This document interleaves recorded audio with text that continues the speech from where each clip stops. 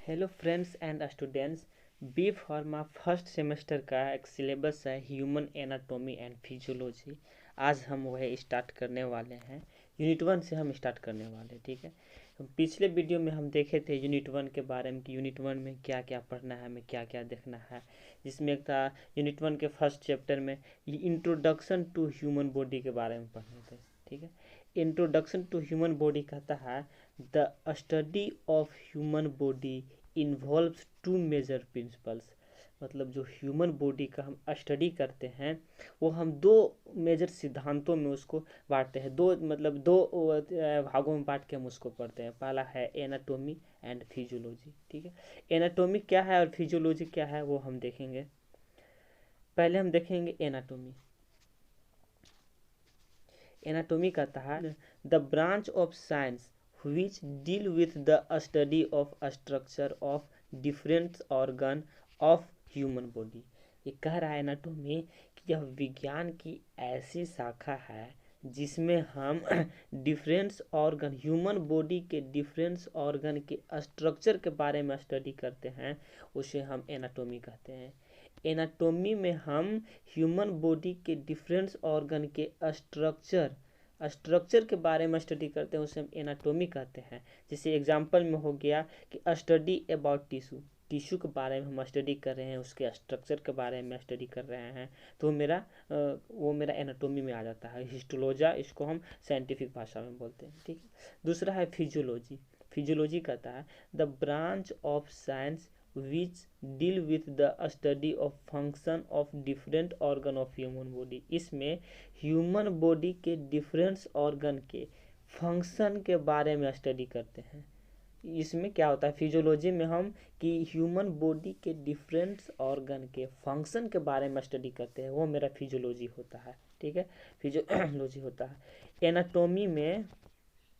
Anatomy में हम human body के डिफरेंस ऑर्गन के स्ट्रक्चर के बारे में स्टडी करते हैं, और फिजियोलॉजी में हम ह्यूमन बॉडी के डिफरेंस ऑर्गन के फंक्शन के बारे में स्टडी करते हैं, वो मेरा फिजियोलॉजी होता है। एनाटोमी और फिजियोलॉजी में यही अंतर है कि एनाटोमी में हम स्ट्रक्चर के बारे में स्टडी करते हैं और फिजियोलॉजी में हम फंक्शन के बारे में स्टडी करते हैं, वो मेरा होता है फिजियोलॉजी होता है। एग्जाम्पल में न्यूरो फिजियोलॉजी, जैसे study about function of neuron, neuron के क्या क्या फंक्शन है उसके बारे में स्टडी कर रहे हैं, तो वो मेरा फिजियोलॉजी में हो गया। और एनाटोमी में हम टिश्यू के बारे में स्टडी कर रहे हैं, उसके स्ट्रक्चर के बारे में स्टडी कर रहे हैं, तो वो मेरा एनाटोमी में हो गया।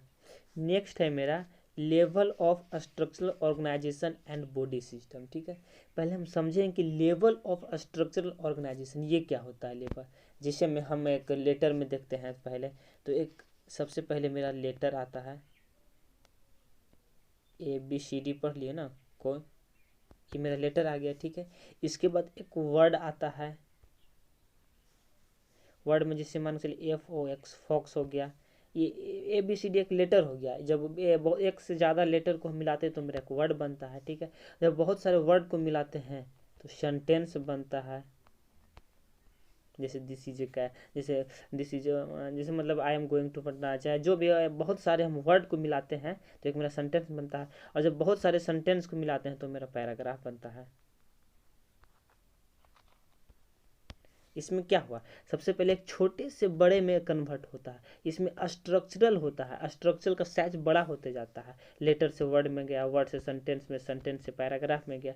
उसी तरह मेरा इसमें है कि level of structural organization and body system में एक स्ट्रक्चरल का साइज बड़ा होते जाता है, तब मेरा कंप्लीट बॉडी का निर्माण होता है। इसमें मेरा है मतलब chemical level, cellular level, tissue level, उसके बाद organ level, system level, organism level, तब जाकर कंप्लीट बॉडी का निर्माण होता है, ठीक है। अब एक तरह से हम पढ़ेंगे, स्टार्टिंग से देखेंगे केमिकल लेवल क्या है, सेलुलर लेवल क्या है, टिश्यू लेवल क्या है, ऑर्गन लेवल क्या है, सिस्टम लेवल क्या है और ऑर्गेनिज्म लेवल क्या है।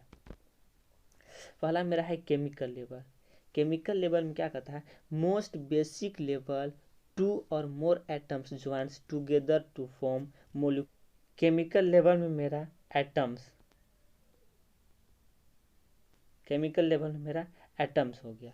जैसे मान के चलते atoms carbon, hydrogen, oxygen, nitrogen, ये सब सारा मेरा क्या है, एटम्स है। ठीक है, केमिकल लेवल में एटम्स है, तो ये केमिकल्स लेवल में एटम्स मिले होते हैं, जब बहुत एक से ज़्यादा एटम्स जुड़े होते हैं, ये एटम से स्टार्टिंग, एक मतलब कि स्टार्टिंग एटम से होता है। ये लाइफ के मेंटेनेंस के लिए बहुत ज़रूरी है, इसेंशियल फॉर मेंटेनिंग लाइफ, या इसेंशियल फॉर मेंटेनिंग लाइफ के लिए बहुत ज़रूरी है ये एटम्स सारे। ठीक है, एटम्स बहुत ज़रूरी है, मेंटेनेंस के लिए ज़रूरी है। अब क्या होता है, देखिए क्या होता है, अगर एटम्स प्लस एटम्स, जब एक से ज़्यादा एटम्स मिलेगा तो मेरा क्या बनेगा, मोलिकुल का निर्माण होगा। मोलिकुल का निर्माण होगा ना, जैसे हम मान लेते हैं H2 मेरा एटम है और ऑक्सीजन भी एटम है। जब जब दो एटम मिलते हैं तो मेरा H2 वाटर मोलिकुल का निर्माण हो रहा है, हो रहा है ना। इसी तरह एटम प्लस एटम मिलता है तो मेरा मोलिकुल का निर्माण। नेक्स्ट मेरा है सेलुलर लेवल। सेलुलर लेवल क्या है, it is the basic structure and level of body that is cell. मतलब यह एक बेसिक स्ट्रक्चर एंड फंक्शन है, ये हमारे बॉडी का सेल है। जैसे सेल सेल क्या होता है, ठीक है, तो जब एक से ज़्यादा मोलिकुल मिलते हैं तो वो मेरा सेल का निर्माण करता है सेलुलर लेवल में। जैसे हो गया molecule plus molecule equal to cell. Cell basic structure and unit life है ही है, तो वही मेरा सेलुलर लेवल होता है। ठीक है, नेक्स्ट है मेरा टिश्यू लेवल। ठीक है, टिश्यू लेवल कहता है these are the group of cell which works together to perform. Tissue level में क्या होता है, जब ग्रुप ऑफ सेल्स और उसके आसपास के मटेरियल एक साथ में काम करते हैं तो उसको हम टिश्यू लेवल में अंदर टिश्यू लेवल कहते हैं। टिश्यू लेवल भी मेरा टिश्यू लेवल जो मेरा है वो 4 तरह का होता है टिश्यूज। जैसे पहला मेरा हो गया पहला इपिथेलियल टिश्यू हो गया, कनेक्टिव टिश्यू हो गया, मस्कुलर टिश्यू हो गया, नर्वस टिश्यू हो गया। ये 4 तरह का मेरा टिश्यू होता है। ये जब टिश्यू हम पढ़ेंगे तो उसमें जब टिश्यू हम पढ़ेंगे तो उसमें चारों के बारे में हम पढ़ेंगे।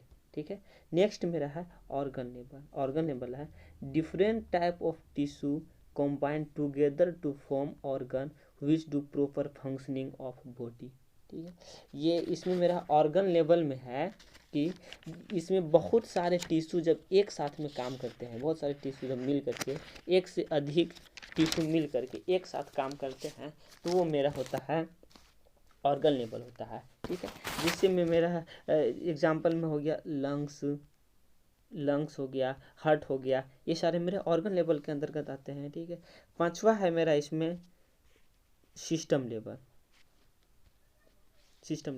एक group of organ combine together to form system. ठीक है, जब एक ऑर्गन के ग्रुप, ऑर्गन जब बहुत सारे ऑर्गन के ग्रुप, एक ग्रुप ऑफ ऑर्गन जब एक साथ काम करते हैं तो मेरा एक सिस्टम लेवल का निर्माण। जैसे मेरा डाइजेस्टिव सिस्टम है, डाइजेस्टिव सिस्टम में आ गया लीवर, पैनक्रियाज, इंटेस्टाइनल, ETC, बहुत तरह का मतलब बहुत होते हैं डाइजेस्टिव सिस्टम में, और मेरा एक सिस्टम लेवल में आ गया। ठीक है, और दूसरा है respiratory system. Next respiratory system में लंग्स, ट्रेकिया, ETC, ये सब मेरा क्या है, ये सब मेरा एक सिस्टम लेवल में आता है। ठीक है, नेक्स्ट है मेरा ऑर्गेनिज्म सिस्टम। ऑर्गेनिज्म सिस्टम क्या कहता है, it is the highest level and A complete body up with combined of all system. इसमें होता है कि पूरे बॉडी के ऑर्गेनिज्म एक साथ काम करते हैं, वो मेरा ऑर्गेनिज्म सिस्टम होता है। यह एक हाईएस्ट लेवल है, यह मतलब कि हमारे बॉडी के सबसे हाईएस्ट लेवल है। और कंप्लीट बॉडी, इसी में कंप्लीट बॉडी का मतलब कॉम्बाइंड, जब बहुत सारे सिस्टम, बहुत सारे ऑर्गेनिज्म एक साथ काम करते हैं तो मेरा ऑर्गेनिज्म सिस्टम होता है, कंप्लीट बॉडी का निर्माण होता है। जैसे में ह्यूमन बॉडी, जब सारे ऑर्गेनिज्म एक साथ काम कर रहे हैं तो मेरा ह्यूमन बॉडी का निर्माण हो गया।